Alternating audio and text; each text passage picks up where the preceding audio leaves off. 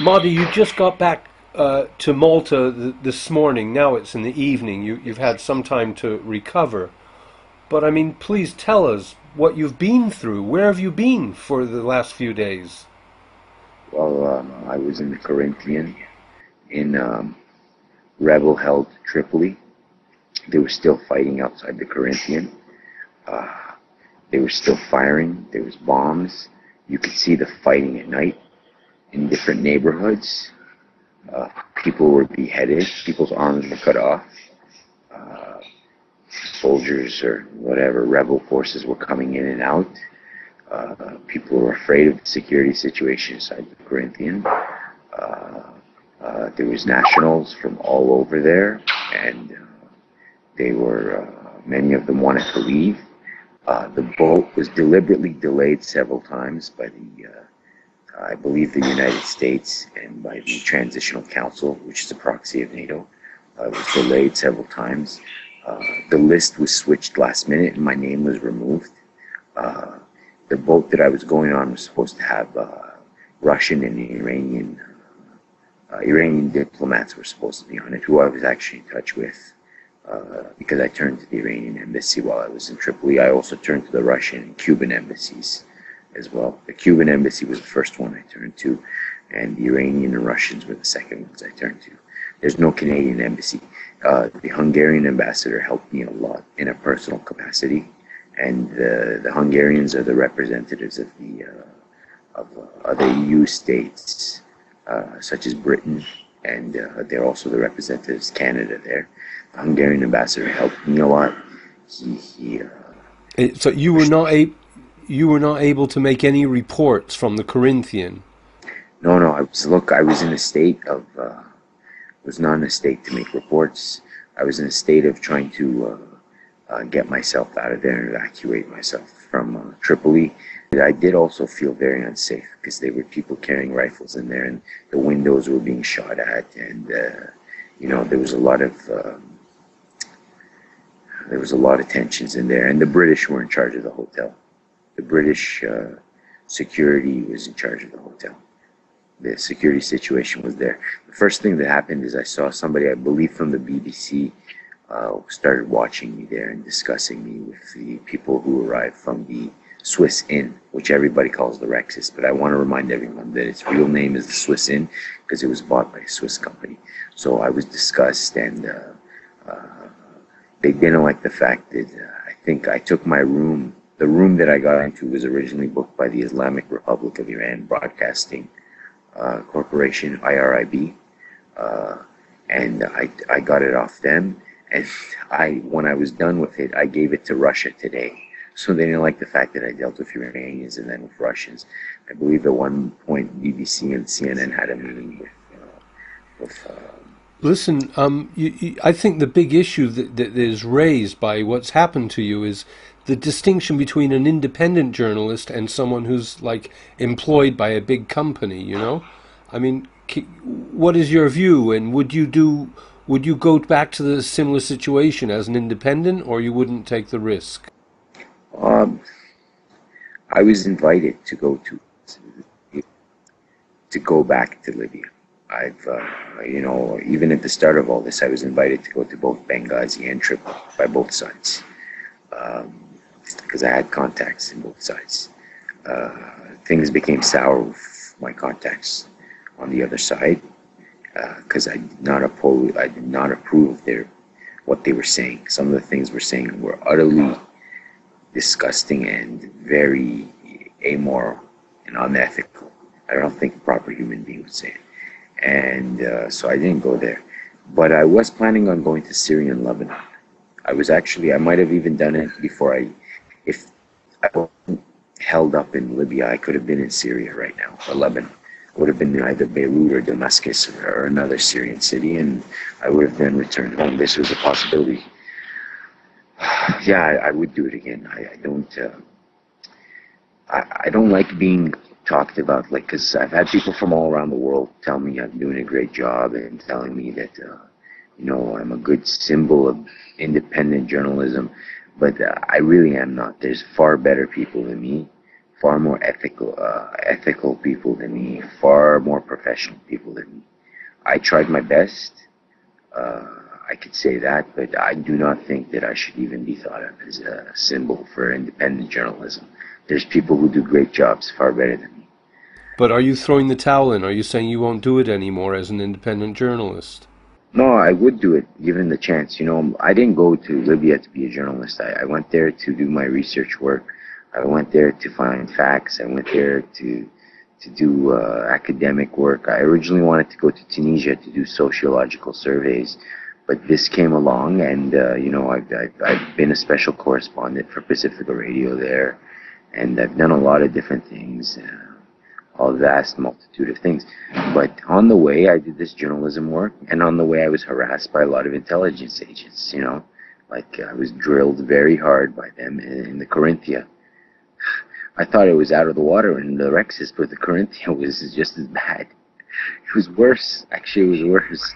I mean, some people seem to be behaving, some people seem to be reporting normally from the Corinthian, some of the news reporters. No. Do they tell you about the attacks and the people coming inside? Do they tell you that the fighting's continuing? Listen, when I was in the harbor, getting ready to sail through the Mediterranean Sea towards Malta, and I sailed in a tub. It was a tugboat.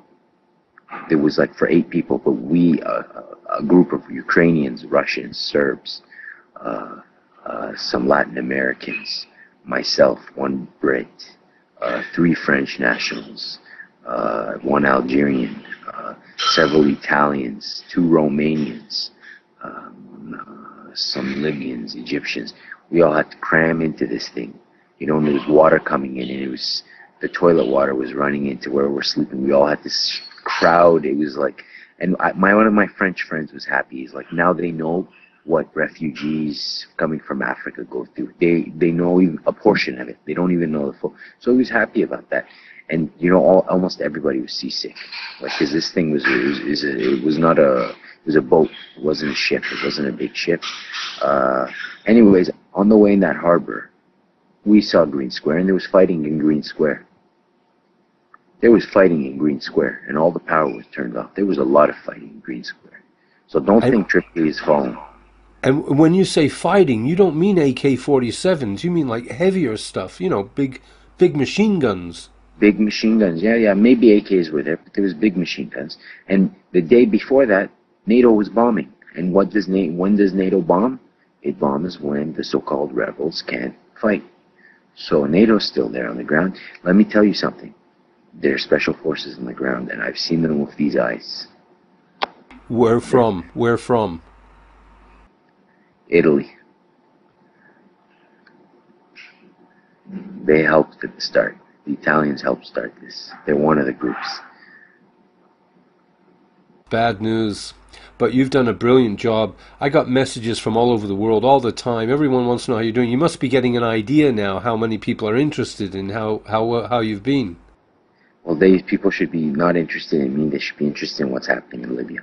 They are. They are the people, but we need the independent eyes. People are being raped. Families have been imprisoned. And there's good people on both sides dying. I don't want to totally demonize one side. There are good people on the other side. And this country, Malta, has been victimized too. It's controlled by the United States and the United Kingdom. The British and the American governments control this country, and it was forced to be used as a base. And a lot of people here are unhappy about it. And there was protests against it here. You don't hear that in the news at all. No, this never place heard. is like a hotbed of the CIA as well. So anyways, have you managed to get yourself a flight out? Yes, I'll be going to Switzerland, and from Switzerland back home to Canada. So it'll be bon voyage for me. Will we have a chance to speak to you again before you go? I hope so. Maybe in Switzerland we'll discuss things. I'm planning to see UN officials there, or ex-UN officials, because you know the UN played a key role in destroying Libya. I tell you, the place looks like Kabul or Civil War Beirut. Even worse, there's areas I went to before that I can't even recognize. It looks like apocalypse now, like a nuclear bomb was exploded there.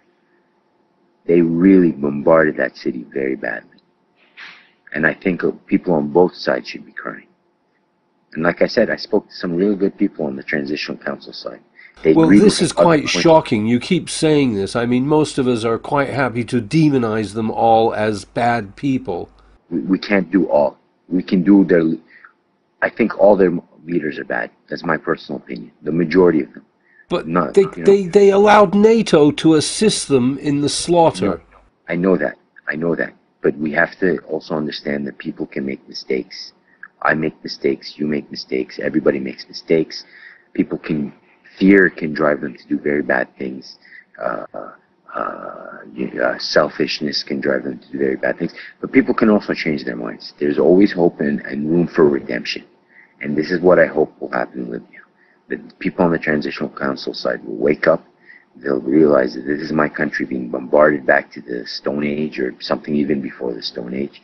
That this is preposterous and this is unacceptable, and these are fellow Libyans that are being murdered in cold blood.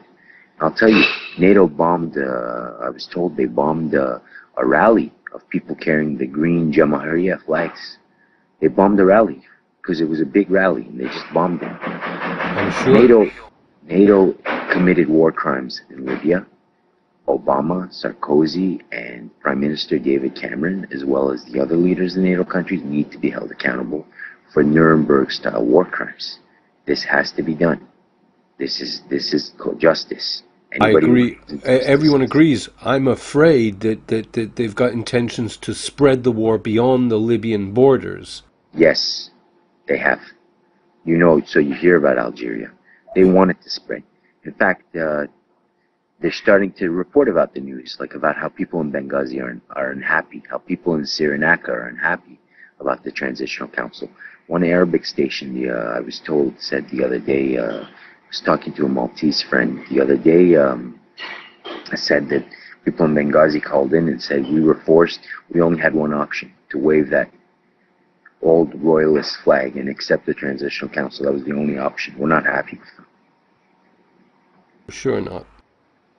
And by the way, while I was there, I saw two of their members. Like, I didn't talk to them, but Ali Tar, the Oil and Finance Minister and the Justice Minister arrived, and they announced that the capital was being switched, and within 24 hours, Mahmoud Jibril and the rest of the Transitional Council would arrive at the Corinthian. And I want to mention some things about the Corinthian. Like I said, the British in charge of security. There's a security firm that's in charge, and at the intelligence level, it's the British that are in charge.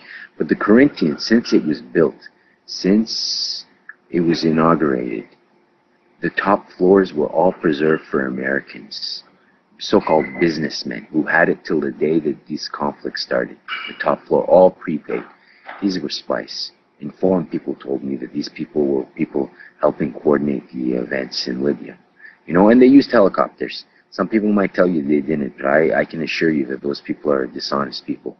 There's some people you have to be careful who pretend they're progressive, so they can come in sheep's clothing and disseminate false information. You know, you haven't given the idea that Gaddafi's army could in fact still succeed.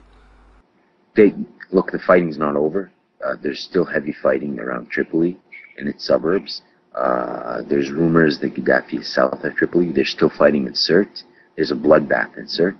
They're still fighting in even Cyrenaica parts of it. In the west, they're still fighting, and everything's shifting, and Gaddafi still has strong support. Muammar Gaddafi still has strong support. So this is not over, and if he dies, it'll be a much bloodier war. Well, NATO would love to kill him. They love killing people. They love to kill him because it'll destabilize the country and it'll cause the fighting to go beyond Libya's borders. That's what they want. They want a constant state of fighting. Absolutely. What they got in Iraq and Afghanistan, they want here in North Africa now. Yes, definitely. Mahdi, we've done a lot. I get tired quicker than you. But what is the story about me putting this up? I just want to put up because I promised not to do any interviews or anything till I get home. So I didn't doing this, but if it goes up on the 1st, then, you know, I technically don't break my promise.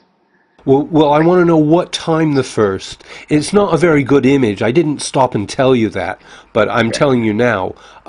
But I want to put it up as soon as you permit me to. So tell me when. So, I mean, the first my time or the first your time? I'm in London. the first your time. The first your time. Okay, it'll be 1 minute after midnight. Sure, go ahead. And if you can do it any earlier, let me know. And am I allowed to tell anybody that we've done this? Yeah, sure. Sure, you Okay. can tell anybody. Just put it up then, though. That's all. No, I won't put it up till the first. Okay. And if you got more time in the morning, call me. Call me from Switzerland. We'll keep it going. Okay, sure. Very good. Oh, no, very good. Thank you, thank you. You're welcome. All right. Nice talking to you. Thank you, Mahdi. All the best.